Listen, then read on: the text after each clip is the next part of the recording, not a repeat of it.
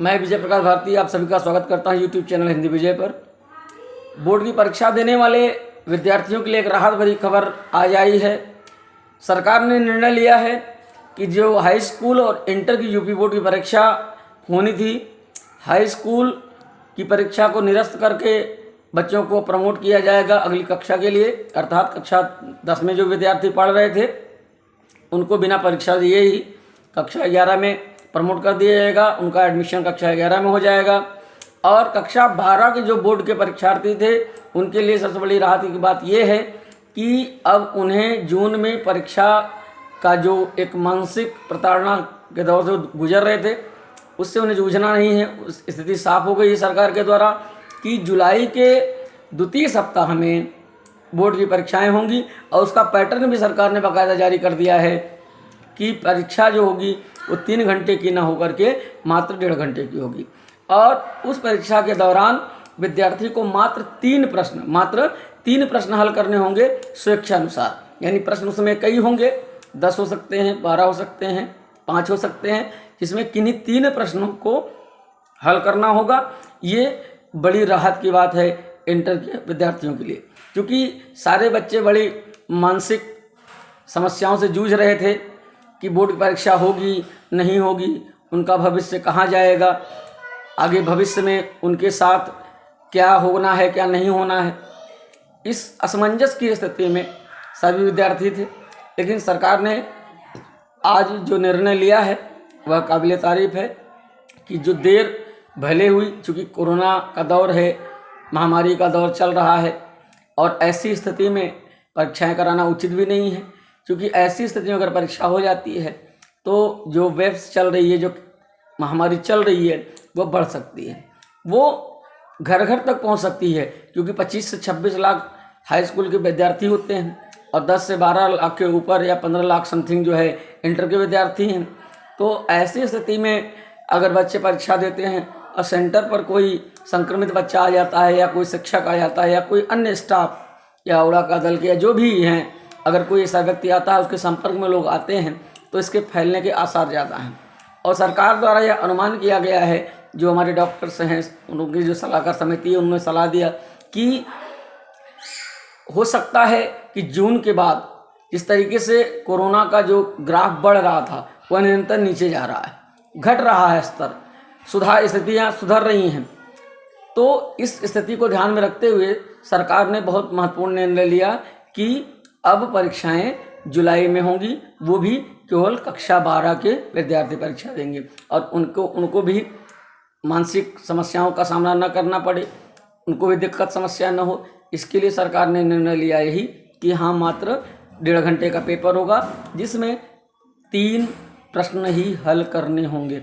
और उसके साथ ही एक और महत्वपूर्ण जानकारी सरकार ने गाइडलाइन के थ्रू जारी की कि कक्षा 6, 7, 8, 9 और 11 के जो विद्यार्थी हैं उनको भी बगैर परीक्षा के आंतरिक मूल्यांकन के आधार पर प्रमोट करके अगली कक्षा में प्रवेश दे दिया जाएगा।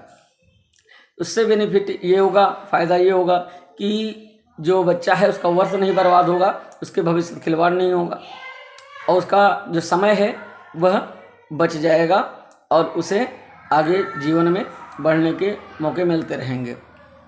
दूसरी बात ये कि सरकार का जो निर्णय आया है ये वो सलाहकार समिति के सदस्यों द्वारा सलाह ली गई है उसमें कि कई ऐसे विद्यालय हैं जहाँ पर 6 मासिक जो छमाही परीक्षा अर्धवार्षिक परीक्षा है वो नहीं कराई गई है, आंतरिक परीक्षाएं नहीं कराई। लेकिन हमारा विद्यालय शिक्षक बंधु इंटर कॉलेज, जहाँ पर हम लोगों ने सरकार के दिशा निर्देशों के अनुसार जो समय समय पर आते रहे, हमारे प्रिंसिपल साहब श्रीमान अजय श्रीवास्तव के कुशल निर्देशन में हम लोगों ने निरंतर वर्ष भर ऑनलाइन कक्षाएं चलाई। जब विद्यालय खुला तो नियमित रूप से हम लोगों ने कक्षाएं चलाई और उपस्थिति अपने यहाँ अच्छी रही और इसका परिणाम ये रहा कि हम लोगों ने समय से परीक्षाएं, छमाही परीक्षा और वार्षिक परीक्षाएं हमने संपन्न करवा ली।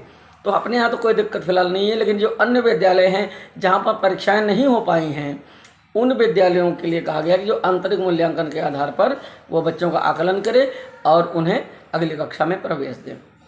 तो अब आपकी जो समस्याएं हैं, जो असमंजस की स्थिति थी, वह बिल्कुल साफ हो गई है कि आपको घबराने की ज़रूरत नहीं है, डरने की ज़रूरत नहीं है कि आपका भविष्य क्या होगा, कैसा होगा। ये ऐसी कोई स्थिति नहीं है। आप लोग निश्चिंत रहें।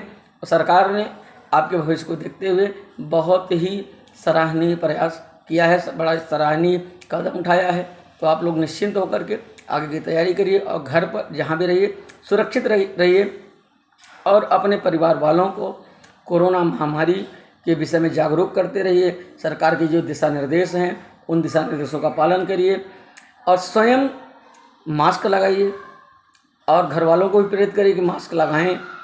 साफ़ सफाई का विशेष ध्यान रखें, हाथों को सैनिटाइज करते रहें या गर्म पानी से साबुन से हाथ बार बार धोते रहें और जब ज़रूरी हो तभी घर से बाहर निकलें, अन्यथा की स्थिति में घर में रहें। अनावश्यक रिश्तेदारों के यहाँ कहीं मार्केट में कहीं भी घूमना ये गलत बात है। ये इस समय आपके लिए प्रतिबंधित है। जब ज़रूरी हो तभी आप लोग घर से बाहर निकलें। और अब जो वैक्सीनेशन हो रहा है, वैक्सीनेशन में जो दवाएं लगाई जा रही हैं कोरोना की, चाहे कोविशील्ड हो या रेमडेसिविर हो, जो भी है, तो उसके लिए रजिस्ट्रेशन शुरू हो गया है। रजिस्ट्रेशन करवाइए और घर वालों को प्रेरित करिए कि वह वैक्सीनेशन कराएं। वैक्सीनेशन कराने से वह स्वयं सुरक्षित होंगे, उनका परिवार सुरक्षित होगा, आप सुरक्षित रहेंगे, आपके संपर्क में जो आने वाले व्यक्ति हैं वह सुरक्षित रहेंगे। और ये मन से भ्रम निकाल दीजिए कि हाँ इसको लगवाने से कोई दिक्कत होगी, कोई समस्या होगी। ऐसी कोई बात नहीं है। दवा, ये इंजेक्शन लेना बहुत ज़रूरी है और यह दवा पूर्णतः सुरक्षित है, ऐसा सरकार का कहना है, जो विशेषज्ञ हैं उनका कहना है। तो आप लोग मन में किसी प्रकार का संशय मत रखिए और वैक्सीनेशन जरूर करवाइए और कोरोना की जो गाइडलाइन जारी की गई हैं उन गाइडलाइन का पालन करिए, घर में रहिए, सुरक्षित रहिए। और इतना ही कहूँगा कि एक बार फिर से कि आप लोग किसी भी प्रकार की मानसिक परेशानी में ना पड़िए, फ्री माइंड रहिए, तनाव मुक्त रहिए, तनाव बिल्कुल मत लीजिए। जो इंटर के विद्यार्थी हैं विशेष रूप से वो अपनी तैयारी धीरे धीरे करते रहें, तैयारी पर विराम न लगे। किताब और जो आपकी नोट्स लिखवाई गई हैं उसे आप पढ़ते रहिए, परीक्षा के को मद्देनजर ध्यान में रखते हुए, ताकि जब परीक्षाएं हों तो आप पर एक बार भी कोई बोझ न पड़े।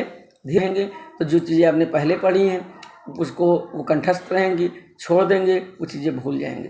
तो जो विद्यार्थी 6, 7, 8, 9 और 11 के हैं वह भी अब अगली कक्षाओं की जो पुस्तकें हैं उसका अरेंजमेंट करें, उसकी व्यवस्था करें और अगली कक्षा के लिए जो ऑनलाइन कक्षाएं हम लोग संचालित कर रहे हैं, पढ़ा रहे हैं, तो आप लोग उसको ध्यानपूर्वक पढ़िए और कोशिश ये करिए सभी लोग कि जो समय निर्धारित किया गया, जो समय सारणी बनाई गई है प्रिंसिपल साहब के द्वारा, उस समय सारणी के अनुसार घर वालों से बात करिए और मोबाइल की व्यवस्था करके अपने मोबाइल को ऑनलाइन मोड में रख करके कक्षा के समय उपस्थित रहिए और जो शिक्षकों द्वारा दिशा निर्देश दिए जा रहे हैं उन दिशा निर्देशों का पालन करिए। जो चीज़ें लिखाई जा रही हैं, पढ़ाई जा रही हैं, उन्हें अपनी कॉपी में लिखिए, अपना नोट्स बनाते रहिए और उसे कंठस्थ करते रहिए।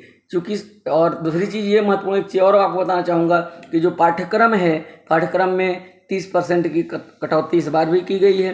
तो जो पाठ्यक्रम बन के आया है नया, उस पाठ्यक्रम के हिसाब से ही आप लोगों को पढ़ाया जाएगा, उसी के हिसाब से आप लोग पढ़ते रहिए। और अंत में इसी बात साथ अपनी आज की वीडियो को समाप्त करूंगा कि सभी लोग स्वस्थ रहें, मस्त रहें, तंदुरुस्त रहें, सुरक्षित रहें और घर में रहें। आप सभी का जीवन मंगलमय हो।